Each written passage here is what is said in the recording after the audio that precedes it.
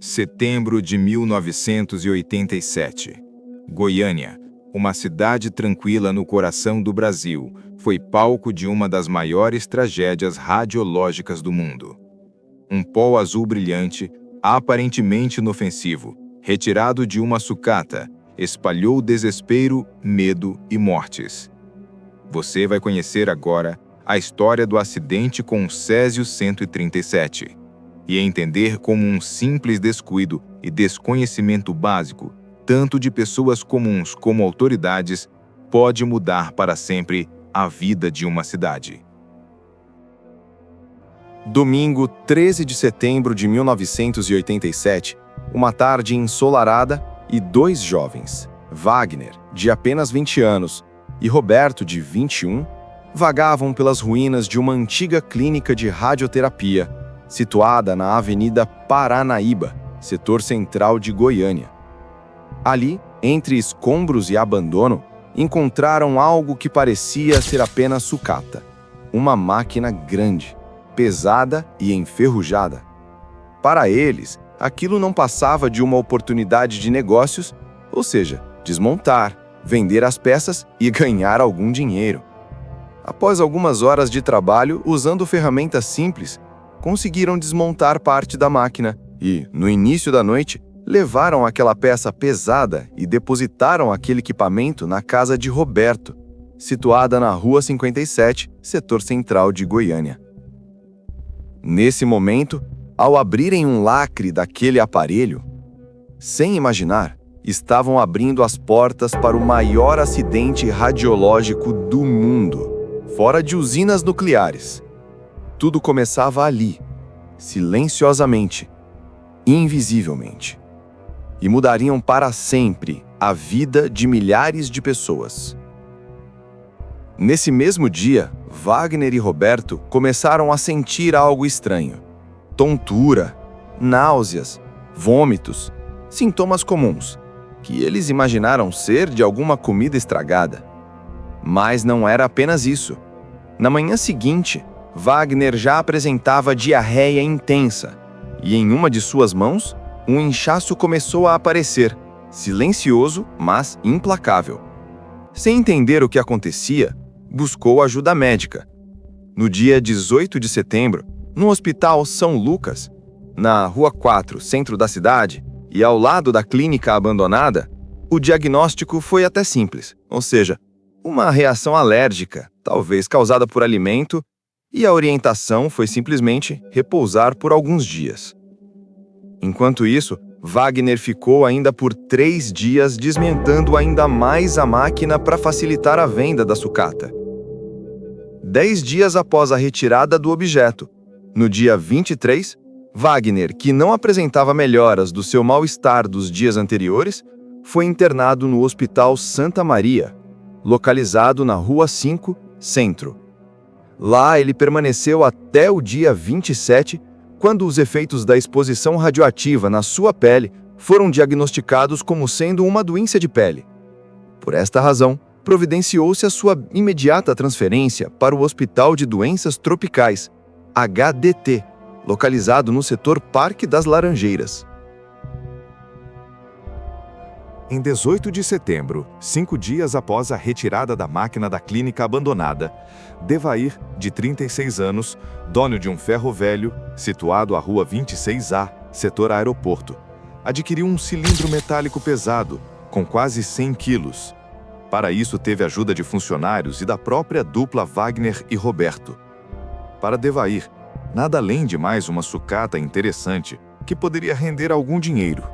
Mas, naquela mesma noite, ao atravessar o pátio de seu depósito, algo chamou sua atenção. De dentro da peça recém-comprada, escapava uma luz intensa, de tom azul, quase hipnótica. Curioso e encantado, Devair aproximou-se. O que via parecia mágico, como se uma pedra preciosa tivesse sido escondida ali dentro. Encantado pela beleza, não teve dúvidas. Levou a cápsula para casa. Dentro daquele cilindro, o pó radioativo de Césio 137 se espalhava em pequenos grãos, tão finos quanto sal de cozinha. E, quando expostos ao escuro, brilhavam como se guardassem o próprio céu noturno em miniatura. Nos dias que se passaram, a beleza do pó azul se transformou em atração. Encantado, Devair e sua esposa Maria Gabriela tiveram contato direto com a substância, mas passaram a mostrar o Césio 137 para vários amigos e familiares que visitavam o ferro velho e sua casa. Fragmentos daquela substância foram distribuídos como se fossem pedras preciosas, compartilhados sem imaginar o perigo invisível que carregavam. Logo, os sintomas começaram a surgir: tonturas, vômitos, diarreia. Mas ninguém desconfiava que tudo estava ligado àquele brilho hipnótico. Um irmão de Devair, Ivo, também ficou fascinado. Levou um pouco do pó para casa, espalhando-o sobre a mesa como se fosse um tesouro a ser exibido. E foi ali que aconteceu uma das cenas mais trágicas dessa história. A pequena Leide das Neves, de apenas 6 anos, filha de Ivo, brincou com um material radioativo. O brilho parecia mágico para uma criança. Sem saber, levou as mãos contaminadas à boca enquanto se alimentava. A radiação, invisível e implacável, já começava a marcar sua primeira vítima inocente. Em 26 de setembro, Odesson, outro irmão de Devair, pegou um pequeno punhado da substância e esfregou na palma da mão. Mas, à luz do dia, não havia brilho algum. Parecia como um pó de cimento em suas mãos. 8 dias depois, vieram os sinais. As mãos começaram a coçar, inchar, arder. Era o preço silencioso do contato com uma das substâncias mais letais conhecidas pelo homem.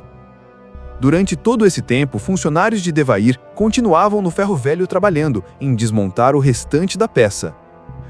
Outro amigo de Devair, um pintor de automóveis, também curioso com o enigmático pó, recolheu um pouco e levou para sua residência na rua 15A, setor aeroporto. Mais tarde, ofereceu para seu irmão, que levou para sua casa na rua 17A, daquele mesmo setor, expandindo ainda mais o caminho da contaminação. Nesse momento, Maria Gabriela, esposa de Devair, já apresentava os mesmos sinais de doença que outras já mostravam antes, mas sem perspectiva de melhora. Com isso, foi ao mesmo Hospital São Lucas e o diagnóstico foi também uma reação alérgica. Nesse momento, recebeu a visita de sua mãe, que veio da cidade Inhumanas, cidade próxima a Goiânia, para cuidar da filha. Ficou com ela por cerca de quase 3 dias e voltou para sua cidade, levando consigo certa contaminação radioativa. No final do mês, Devair decidiu vender o chumbo retirado da cápsula radioativa. E para isso, procurou um ferro velho no setor Campinas e fechou o negócio. Mas algo mudou o curso dessa transação. Maria Gabriela, sua esposa, sem que Devair soubesse, incluiu entre os pedaços de chumbo a cápsula de aço inoxidável que guardava o pó de Césio 137. Uma decisão simples, mas que levaria a contaminação a um novo local. Essa operação de venda incluiu pelo menos mais 3 personagens que ajudaram na retirada do material. Cada passo, cada curiosidade humana, carregava o pó azul mais longe. O desastre se espalhava silenciosamente, entre mãos desprevenidas, pelas ruas de Goiânia. No dia 28 de setembro, os sinais da tragédia tornavam-se impossíveis de ignorar. Um número crescente de pessoas apresentava sintomas graves, tontura, vômitos e diarreia. Foi então que Maria Gabriela começou a desconfiar da verdadeira origem do mal. O brilho azul do pó, antes fascinante, agora parecia uma praga invisível, espalhando doença e medo. Determinada a comprovar suas suspeitas, ela partiu até o ferro velho onde a cápsula estava guardada. Colocou o frágil e mortal pacote em um saco plástico e tomou um ônibus coletivo rumo à vigilância sanitária, então localizada na rua 16A, no setor aeroporto. Dentro do prédio, o pacote foi depositado sobre a escrivaninha do então diretor da unidade, Paulo Roberto, de 39 anos. Assustado, Paulo retirou o embrulho do escritório e colocou numa cadeira no pátio junto ao muro. Ali, sem supervisão, a cápsula permaneceu por todo o dia, deixando que a radiação continuasse silenciosa, invisível, mas mortal. Após sair do prédio, passou no Hospital São Lucas e ao Centro de Saúde Juarez Barbosa, ambos na Rua 04, e recebeu um novo diagnóstico do seu quadro clínico, doença tropical. Por isso foi encaminhada para o Hospital de Doenças Tropicais. Nesse mesmo dia 28, houve um momento importante, pois os médicos do HDT suspeitaram que as lesões de pele apresentadas pelos pacientes recém-chegados, além da Maria Gabriela, teriam como causa uma contaminação radioativa. Após essa suspeita mais formal, autoridades e especialistas começaram a levar o tema a sério. No dia 29 de setembro, o físico Walter Mendes, da Comissão Nacional de Energia Nuclear, foi chamado para avaliar a substância desconhecida que Maria Gabriela deixara na vigilância sanitária. Com a ajuda de um monitor de taxa de dose, normalmente usados em medições geológicas e que respondia rapidamente a estímulos, verificou que por todas as partes que apontavam ao aparelho eram apresentadas taxas de radiação. Ficou confuso e decidiu pegar um outro aparelho, mas para sua preocupação, os resultados foram os mesmos.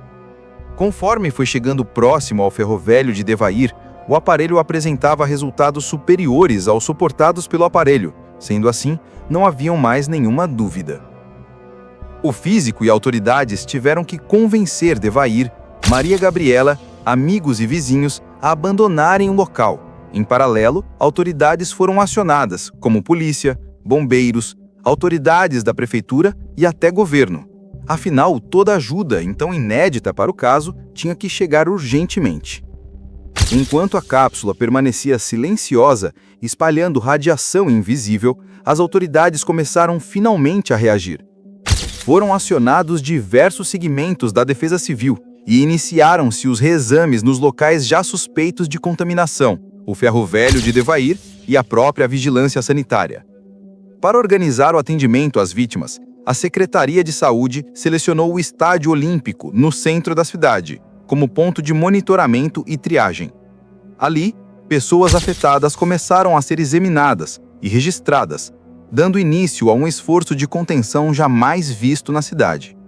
Paralelamente, os meios de comunicação começaram a divulgar a tragédia. A história, que até então parecia restrita à Goiânia, ganhava repercussão mundial. Em meio às reações de medo, milhares de pessoas se dirigiram ao Estádio Olímpico para serem monitorados. Teve assim início a formação de um contingente representado por mais de 112 mil indivíduos que foram examinados durante os 2 últimos dias de setembro e ao longo de todo o mês de outubro daquele ano. Durante aquela noite e todo o dia seguinte, teve início a primeira fase de descontaminação. 249 indivíduos, que apresentavam diferentes níveis de exposição, foram identificados e cadastrados. Para muitos, o procedimento parecia simples: banho com água, sabão e vinagre. Mas para outros, a situação era muito mais grave. 22 pessoas foram classificadas como altamente expostas. Imediatamente foram isoladas e 11 delas encaminhadas ao Hospital de Doenças Tropicais para cuidados intensivos. Na mesma noite, médicos do HDT e da Comissão Nacional de Energia Nuclear examinaram cerca de 90 outros indivíduos contaminados. Os 22 mais graves foram posteriormente transferidos para o Hospital Geral de Goiânia, enquanto os demais permaneceram no Estádio Olímpico isolados com biombos improvisados. Ali, as pessoas foram organizadas de acordo com o grau de contaminação, sintomas clínicos e laços familiares. Cerca de 120 receberam descontaminação completa e foram liberados, mas 129 continuaram sob acompanhamento médico rigoroso, dando início a um monitoramento que se estenderia por anos. A cidade, até então tomada pelo desconhecido, começava a enfrentar a realidade da radiação, lenta, invisível e devastadora. No dia 23 de outubro, as manchetes dos jornais estampavam uma tragédia que chocava Goiânia e o Brasil: a morte da menina Leide das Neves, de apenas 6 anos, e de sua tia, Maria Gabriela Ferreira. 4 dias depois, em 27 de outubro, faleceu Israel Batista dos Santos, e no dia seguinte, Admilson Alves também perdeu a vida, ambos funcionários de Devair. Os corpos foram transportados para Goiânia em aviões do Exército, sob intenso esquema de segurança. Para os moradores, era como se a cidade estivesse vivendo uma operação de guerra. Segundo as autoridades, essas foram as vítimas fatais a falecerem naquele ano, por mais que a contaminação tenha atingido uma área muito grande. Devair, dono do ferro velho onde tudo começou, sobreviveu à exposição inicial à radiação, apesar de ter recebido uma dose extremamente perigosa. Seu corpo sofreu intensos efeitos, perda de cabelo e danos em diversos órgãos, um lembrete silencioso do poder invisível da radiação. Marcado pela culpa de ter aberto a cápsula, Devair mergulhou no alcoolismo e, anos depois, desenvolveu câncer devido à radiação. Em 1994, 7 anos depois do acidente, ele faleceu, encerrando sua trajetória marcada por arrependimento, dor e os efeitos devastadores de uma tragédia que mudou para sempre a vida de todos os envolvidos. O acidente de Goiânia não deixou apenas vítimas humanas, também gerou 3.500 metros cúbicos de lixo radioativo. Todo esse material foi cuidadosamente acondicionado em containers concretados, prontos para armazenamento seguro. O repositório definitivo foi instalado na cidade de Abadia de Goiás, a apenas 23 quilômetros de Goiânia. Ali, a Comissão Nacional de Energia Nuclear, CNEN, criou o Centro Regional de Ciências Nucleares do Centro-Oeste, encarregado de monitorar os rejeitos radioativos e garantir o controle ambiental da região. Foram definidos grupos de monitoramento com base em normas internacionais, levando em consideração a gravidade das lesões cutâneas, a intensidade da contaminação interna e externa. Esses critérios orientaram protocolos rigorosos de acompanhamento médico, garantindo que cada paciente tivesse atenção contínua e especializada, mesmo anos após o acidente. O acidente com Césio 137 foi o maior acidente radioativo do Brasil e o maior do mundo ocorrido fora das usinas nucleares, além de ser considerado também o maior incidente envolvendo uma fonte radioativa. Foi classificado como nível 5 na escala internacional de acidentes nucleares, que vai de 0 a 7, em que o menor valor corresponde a um desvio, sem significação para a segurança, enquanto no outro extremo estão localizados os acidentes graves.